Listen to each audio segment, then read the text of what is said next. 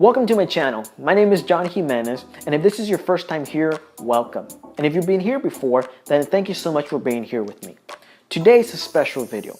I'm celebrating 3 years from when I had a heart attack, September 13, 2015.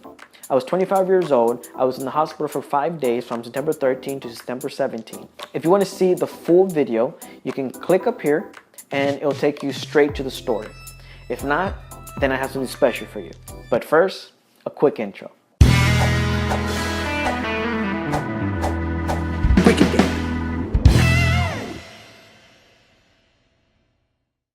First of all, I just want to thank each and every one of you that have watched and shared my videos on my story. Second, I want to thank you for your comments and concerns for my well-being. When I made this video, I never thought I would have an amazing reaction and support, and for that, I am thankful. There have been many of you that have been inspired, helped, and informed by my video, which is what I was hoping for. I made this video for two reasons.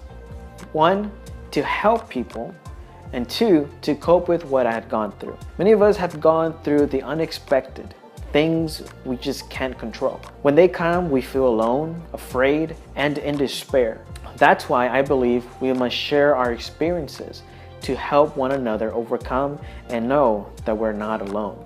Today, you have proven that. Over 20,000 views of people concerned and worried, interested, or desperate for an answer of what is one of the world's highest causes of death. And that, I don't take lightly. Today, I celebrate 3 years that have passed since the heart attack I had at the age of 25. So for this video, I want to answer some questions that I have been asked and tell you how I've been doing this past 3 years. Let's get started.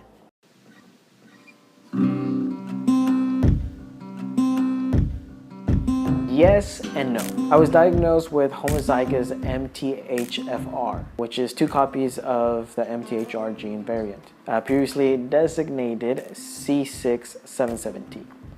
MTHFR has changed my lifestyle and pretty much everything. What I eat, my fitness, and how I treat my body. I'll talk about MTHFR later on in the video. I haven't had any problems, but one of my struggles has been my body and mind not being synced. For example, my fitness lifestyle, I had to adjust my workouts because my mind is like, yes, I can run 10 miles, but my heart is saying, hey, up there, slow down. Also, I've had to alter my eating habits as well because there are certain foods that will cause me to have bad reflexes, bloatness, and other things related.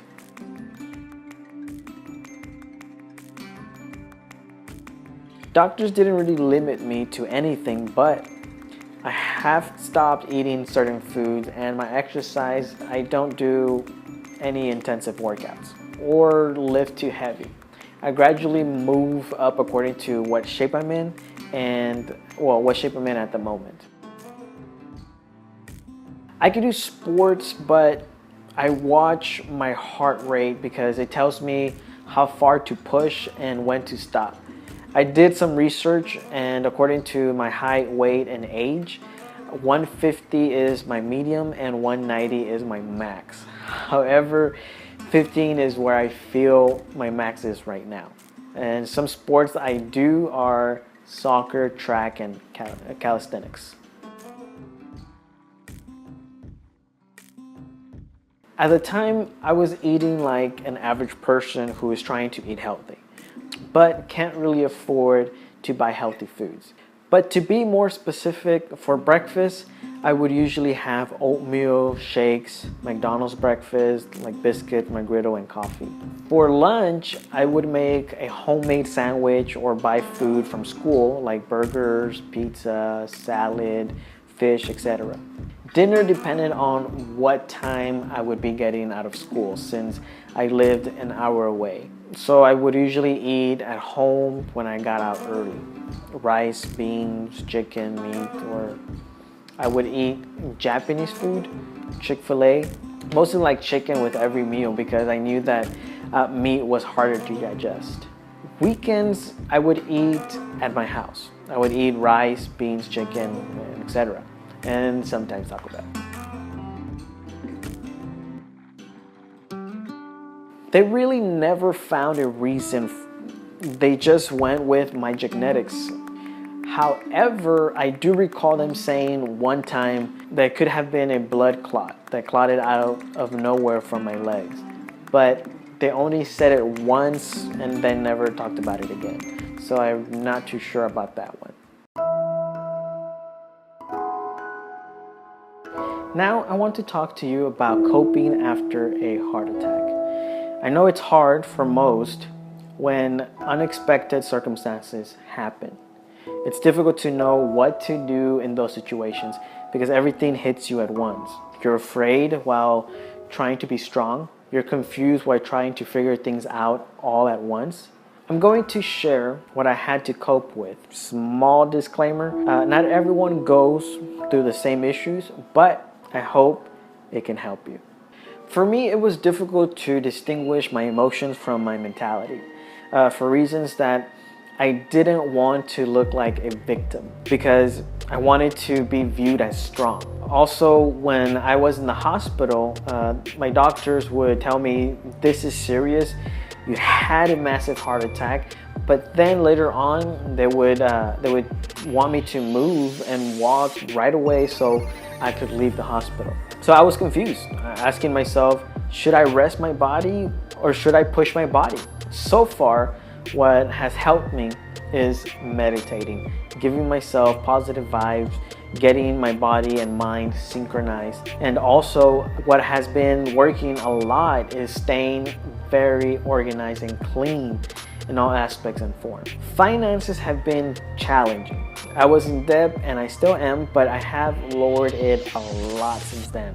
I was in debt over $100,000 and I went to different programs that could help me, which by the way was not easy.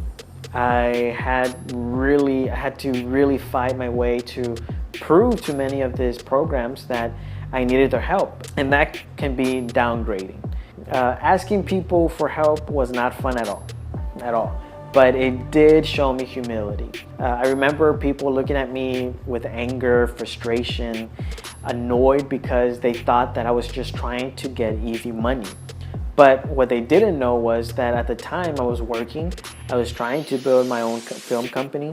One of the programs actually made me quit my job because according to their rules, I was making too much money, which by the way, I was making $8 an hour and they wanted me to be making at least $200 to $400 a month. Now, slowly but surely, 3 years after, my hard work to have a film company has been paying off. It hasn't been easy. There has been ups and downs, but I keep moving forward. I tell myself all the time, you might not be where you want to be, but you will be there. Just keep moving. Coping with my health for this past 3 years has been a challenge, but it has been a great journey. I have learned a lot about my body, which I really recommend everyone to do. After the heart attack, I stopped eating fast food, restaurants, and junk food. I lost a lot of weight and started feeling a lot better. This lasted for about a year, and then I told myself that I could try some restaurant foods, but I think I did it too often because I started to gain weight. And so for the second year, I was a little off my diet and started, the symptoms that I started having was burping a lot for no reason. So I decided at the end of that year to really look into what I couldn't eat and what I could, because this burping was real. My stomach would get bloated, my chest would get cold, and at times it was hard to breathe. I looked deeper into MTHFR and did my own research, and to my surprise, I learned a lot about my body. I was sad and happy at the same time because sad because I couldn't eat chocolate anymore, and happy because I could prevent any further heart attacks and teach my family about having a healthy lifestyle. MTHFR is a gene The MTHFR gene provides instructions for making an enzyme called, here we go, this is very hard to pronounce, but I think I got it. It's called methylene tetrahydrofolate reductase. Okay, I hope that's the way you say it. This enzyme plays a role in processing amino acids, the building blocks of protein, according to National Library of Medicine. There are two main MTHFR mutations that researchers focus on most often. These mutations are often called polymorphism and affects genes referred to as MTHFR C677T and MTHFR A1298C. Mutations can occur on different locations of these genes and can be inherited by only one or both parents. So having one mutated gene is associated with increased risk of certain health problems, but having two increase the risk much more, according to drugs.com. The one that I was diagnosed with is MTHFR C677T. This mutation is tied with cardiovascular problems, strokes, migraines, miscarriages, and neural tube defects. Some studies suggest that people with two C677T gene mutation have about 60% higher chance of developing a coronary heart disease compared to people without this mutation. I'll put a link in the description for more information on MTHFR symptoms. Now, I'm going to be brief about how to change your lifestyle having MTHFR C677T. There are three things that I changed. One is food, 2, fitness lifestyle, and 3, information. I made a drastic move with food. I took out all artificial sugar foods, fried foods, chocolate, cold foods, and hot foods. These types of food would make me get bloated, get cold chest, reflexes, and numbness. Changing my food intakes made a tremendous difference and made me feel a lot better and health-wise. So foods I put in were B6, B12, which have folate. Some examples are fish, vegetables, and eggs. These foods were natural and helped my blood flow, prevent heart disease, and other symptoms that I mentioned before with foods I took out. I can't express enough how much researching your symptoms and knowing about your body deficiency can help you improve your lifestyle dramatically. I did a bunch of primary research and secondary research so that I could have 2 points of views. However, make sure that you always seek professional help from your physician and ask them all the questions you have. Hey, thanks for watching. If you like this video, click the subscribe button. If you'd like to see our upcoming videos, click the notification bell. I hope that you were inspired and motivated to live a healthy lifestyle and be the best version of you. My name is John, and I'll see you in the next video. Thanks for watching.